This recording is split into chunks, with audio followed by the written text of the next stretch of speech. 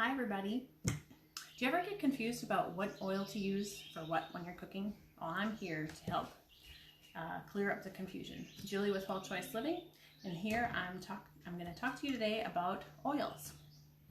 So, one thing in general I want to say about all oils is they're not created equal, okay?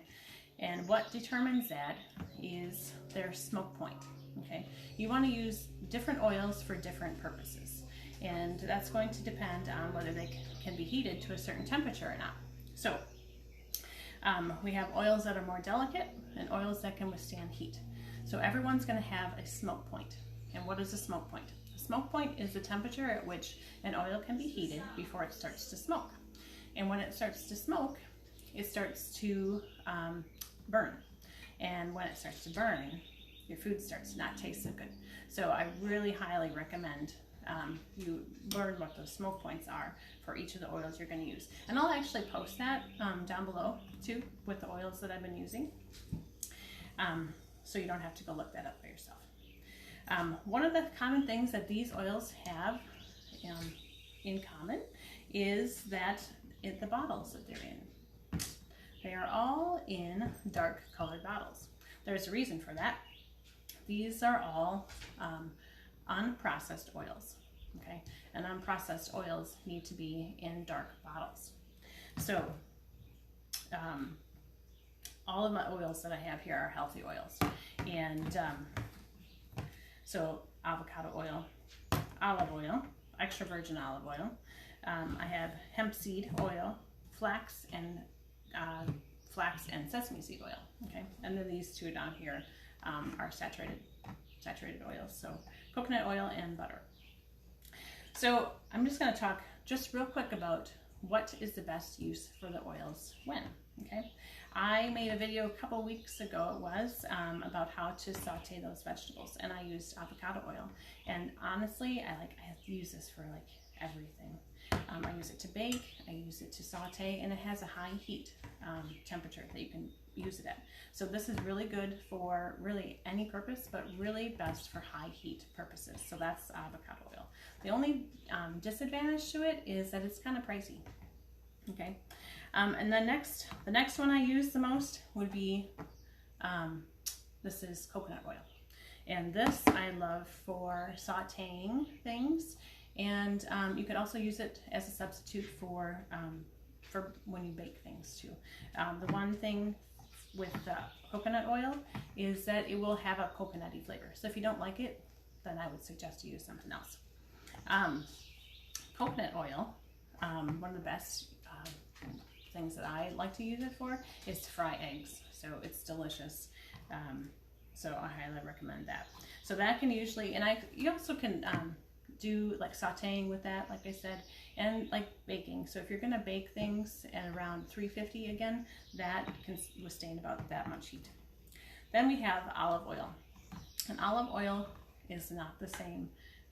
This is extra virgin olive oil, and it is not the same as olive oil, okay? So olive oil itself is refined. So you're gonna find that in a clear bottle at the store, and that has been heat processed or chemically processed or refined, okay? And that has taken away the flavor, so it's more mild. It doesn't really taste like olives as much, and it can withstand more heat. But I don't use it, again, because it's in a clear bottle. Most oils I use aren't in a clear bottle. Then we have extra virgin olive oil. So you can use this for light sauteing. You could use it for baking, but you're gonna have that more olivey flavor again. It does not like a lot of heat, so again, that's usually about 325, 350 is usually what I use. Hi Peg, how are you? Thanks for joining me. So olive oil, I use that for sauteing.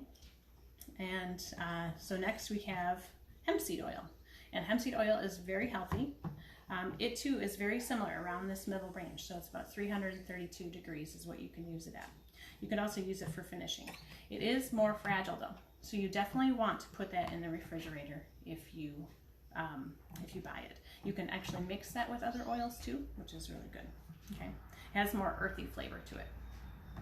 And then we have like the finishing oils. So these are completely different than the rest. You never ever want to use a finishing oil to cook with because they're very fragile. So that would be flaxseed oil, and then this one I have here is sesame oil. Sesame oil, a little bit goes a long way, and it's really just for, you know, it really is added flavor to things.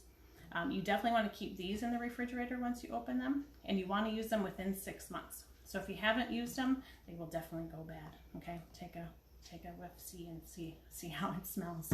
But again, never ever cook with those. So you want to use those just for finishing. Drizzle on the salad, drizzle on your pasta, or whatever you're making. You drizzle on top of your vegetables, but just don't cook with them first. So if you want to learn more about healthy fats and how they interact with our bodies, I dedicate a whole night's class to healthy fats in my Restart class, and that is coming up in July 1st and July 2nd. I have 2 classes coming up, so it would be a great place to learn more about that. Oh, and one other thing I wanted to mention about the Restart class. It's great because this time I'm doing it virtually, so that means you don't have to be in Portage where my office is. You can be 2 hours away, or you can be in a different state, or heck, you could even be in a different country and still join the class. So that's super exciting. I hope you sign up. And don't forget, by June 24th, you get your free cookbook, and that is really essential to the class. So sign up by then. And I'll post the smoke points for every one of the oils, so then you know what temperature you can heat things to. So I hope you learned something new. Take care. See you later.